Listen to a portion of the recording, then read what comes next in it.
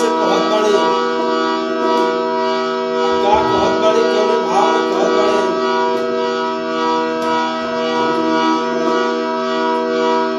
मैं पियवा सिवान से और पियवा सिवान से अनार भइले आई तनी देहिया में डाल दे लगाई तनी देहिया में डाल दे लगाई अरे पियवा सिवान से अरे पियवा सिवान से अरे अनार भइले आई तनी देहिया पर डाल दे लगाई आओ कहे ओझा चाहे सो खाके सोझा बोलाइला ये देवर जी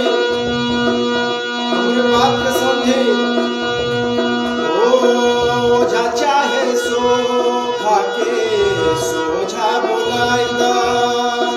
बाटे बीमारी जवान तनी झरवाइला ओझा चाहे सो खाके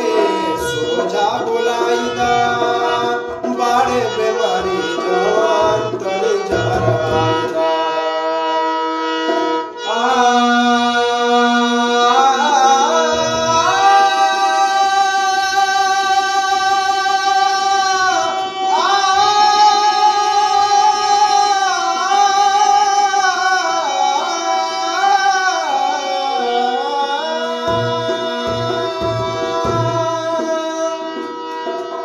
ओझा चाहे सो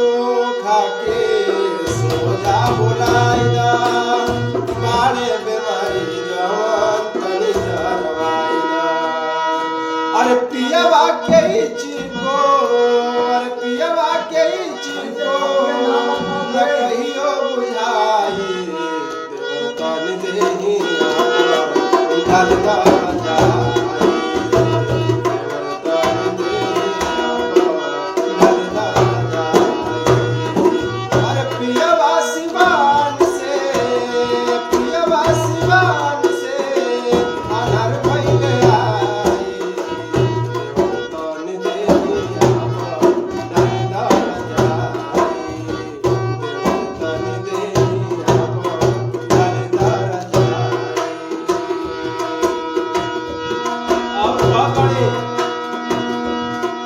ओझा चाहे सो खाके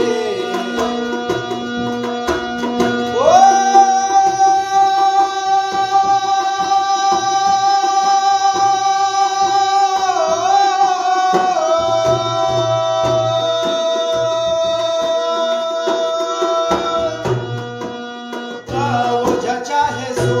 खाके सोझा बोलाइदा बाड़े बीमारी जवान तनी झरवाइदा ओझा चाहे सो खाके सोझा बोलाइदा